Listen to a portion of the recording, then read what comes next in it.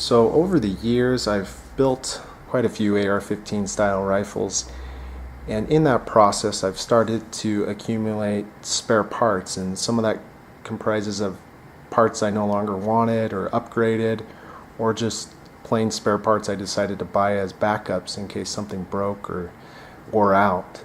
And eventually I started to get to the point where I thought, man, I have a lot of these spare parts, I can build another rifle. So that's kind of why we're here today. So this stock I have here is called the UAS, and that stands for Urban Assault Stock. This is manufactured right here in the USA and was designed by a company by the name of American Built Arms.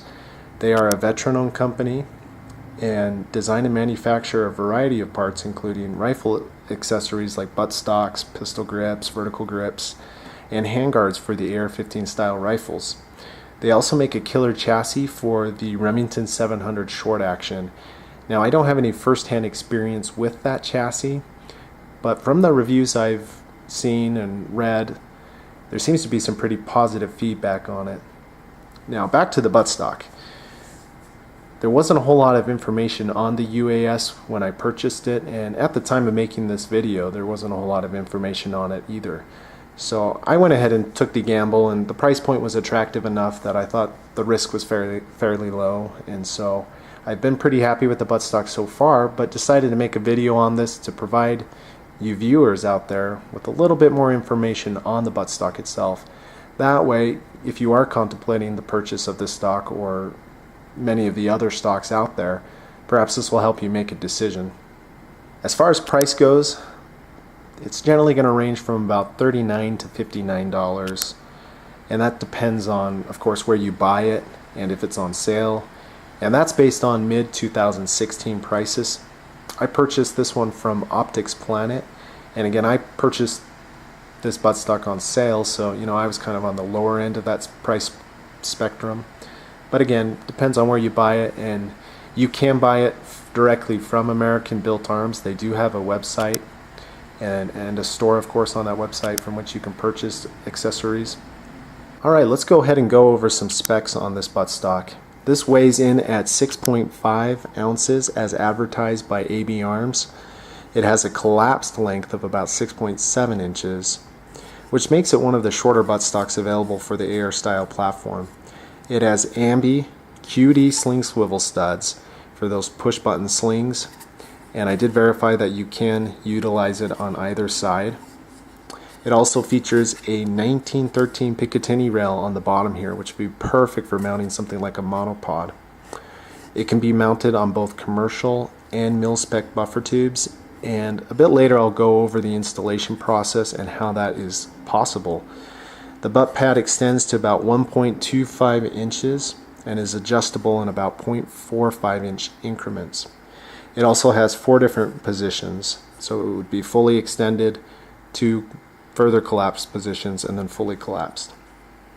I believe it's available in black or flat dark earth. I'm not sure if there's an olive drab version or any other colors out there, but I did see black and flat dark earth offered.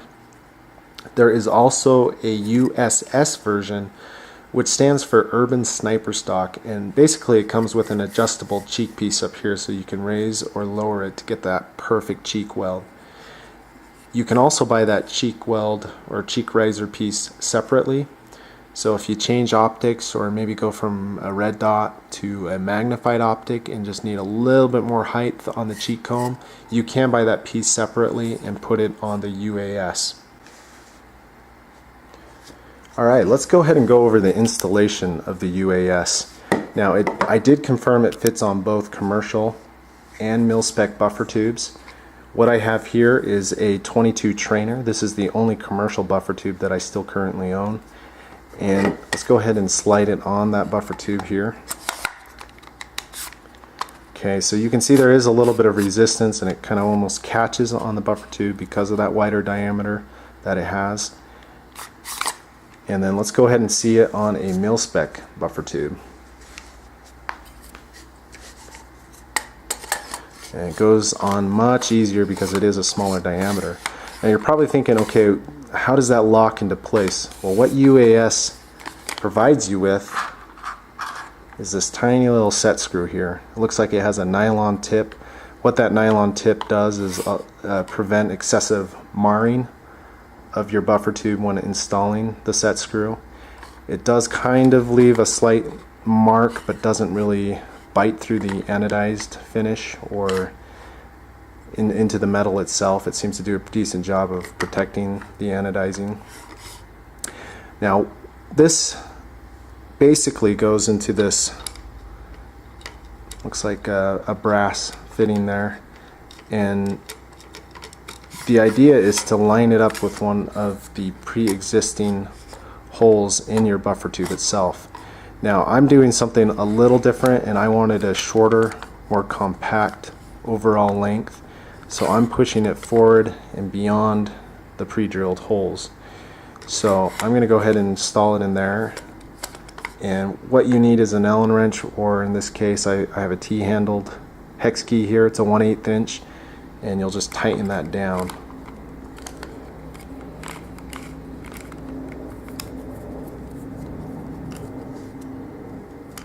Just tighten it down like so, and now that has eliminated all of the wobble. So that's how that is able to go on both commercial and mil-spec buffer tubes. Alright, once you have your UAS installed, I will show you how to use the extension function. So what we have here is a button, and it's called the butt plate adjustment button according to AB Arms. And once you press that, the stock deploys. So when installing this buttstock, you're welcome to keep that deployed and then determine which pre-existing hole in your buffer tube you'd like to install the set screw. So again, for me, I went all the way forward just because with this extended, this is the correct length of pull for me on this particular setup. So for you, you may need more length, so you can use any of those pre-existing holes and then install the set screw inside of one of those holes in the buffer tube. Now, assuming this is set up for you and you decide to allow someone else to shoot your rifle, if their length of pull needs to be shorter, then all you have to do is press the butt plate adjustment button and let it forward a notch or two, or you can even go fully collapsed if you need to for that particular individual. So it is kind of set up for you when you deploy the buttstock, but you can make smaller, or you can make adjustments to make the length of pull shorter for anyone that needs to. Longer, you wouldn't be able to do that. You would actually have to undo your set screw and manually move those notches rearward to give them a longer length of pull, in other words. Now, I did some playing around with this buttstock, and let me go ahead and deploy that again. And as you can see here, there are these pre-drilled holes in the spine of the butt plate. Now, I'm not sure if you'll be able to see this, but there is a roll pin located right there. Now, when I received the buttstock, the roll pin was actually located here, and that allowed this to go and extend all the way from that hole to here. Now, this roll pin I drove out using a punch, just did it very carefully, and moved it from this hole to this hole because that shortened my length of pull when deploying the butt pad. So again, if you want to make this shorter, you're welcome to do so, but you would just start moving that into holes that are closer to the butt pad. So you can see another hole there, and another hole there, and another hole there. Obviously, if you install it in this hole, the butt plate's not going to go anywhere. So if you do want a shorter length of pull, that's how you adjust it when pressing the butt plate adjustment button. And so, they don't go over that in the manual or anything like that, but just looking at the design itself, that's kind of, that roll pin is your stop. So when I press that button and release the butt pad, that roll pin stops it from extending any more. So that is something you can look at doing and messing with that as well. That'll give you a finer adjustment when deploying the buttstock. Now there is, as far as ruggedness, I guess you could say, I do have some thoughts on that. Obviously for me, this setup has worked just fine for me. This particular rifle is chambered in .223 Remington, and the recoil on it really isn't that significant. So in moving my buttstock forward of all the pre-existing holes, what could happen over time, and it hasn't happened yet, is that under recoil this entire assembly buttstock could start sliding forward and closer to the castle nut. The reason why it's not all the way up to the castle nut is because the buffer tube would protrude here, and I would no longer be able to fully collapse, because it is solid. It's not hollowed out there to allow the buffer tube to go inside of the butt plate here. So that could be a concern if you have this on a heavier recoiling rifle. You know, for you guys shooting like 50 Beowulf or 458 Soakum, perhaps those recoil enough that if you were to put the stock where I did with the set screw, that could slide over time, and then your buffer tube would be protruding here. Not sure if that will happen, but again, that's something that could potentially occur. My other thoughts are on the durability of this buttstock spine, we'll call it.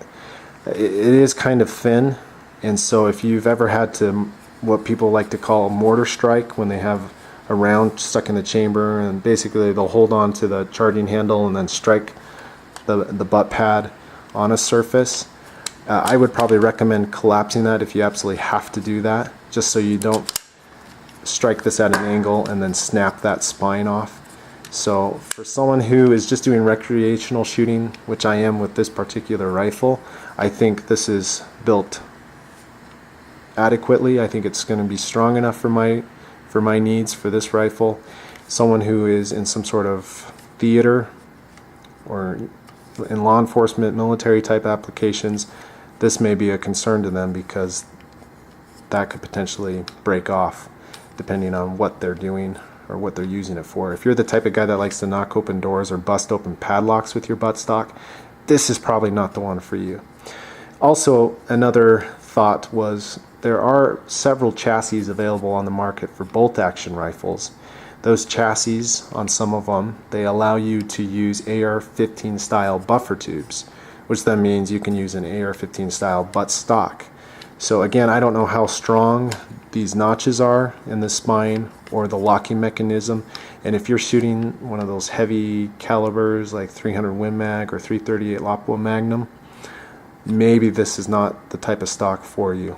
Again, for .223 Remington, it seems to work just fine, and probably some of the smaller AR cartridges, pistol cartridges of course, or I think even 6.5 Grendel, I shot that for a while.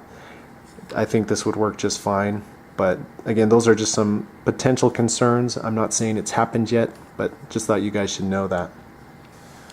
Okay, final thoughts on this buttstock. To be honest, I'm impressed. I'm happy with it. It's not a very expensive buttstock, and it has a lot of features that I really like. I like the short overall package and the ability to press a single button and go to my specific length of pull rather than having to click adjust the buttstock to my length of pull. I love the Picatinny rail. I don't need it on this particular rifle, but in past builds where it was more of a precision rifle, this would have been really nice, because I was always adding an adapter or something else to be able to put on a monopod. I love that the QD sockets come with the buttstock. Again, there are some out there where you have to buy an additional feature and mount that onto the buttstock in order to accept those push button slings. I do like the weight. It's not very heavy, and overall, if we take something like the CTR stock here from Magpul, if I can kind of line those up, let's see, yeah, right there, they're about lined up. You can see it is shorter than the Magpul. We have those lined up here about, so you can see how much shorter overall it is than the Magpul CTR. So it just allows you to have a slightly more compact package. Now, it does have one thing that I'm not entirely pleased with. Let me go ahead and deploy the buttstock. So you can see that the butt plate adjustment button is still recessed a little bit. Now you just apply a little bit of pressure and it pops it back up. So I do have 2 of these buttstocks. I liked it enough to purchase 2 of them, and that happens on both. And so I'm pretty confident if you buy this buttstock, it's going to do that. It doesn't really bother me because when I shoulder it, I don't notice it, and then I start shooting and it doesn't really matter to me at all. But if you're kind of one of those perfectionists and that's something that annoys you, that's something to consider.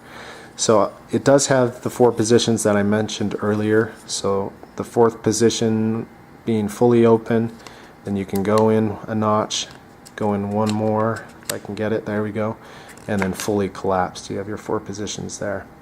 I think it's really well thought out. I like that it's American made.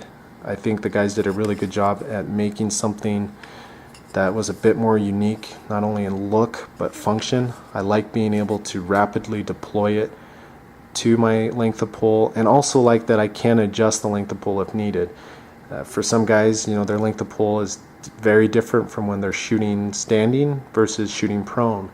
So if you need to adjust it slightly, you can do that. And I like that it's 4 position rather than a single or 2 position, meaning rather than having it just fully extended and fully collapsed like I showed you, it does have those 2 notches in between that I can use it.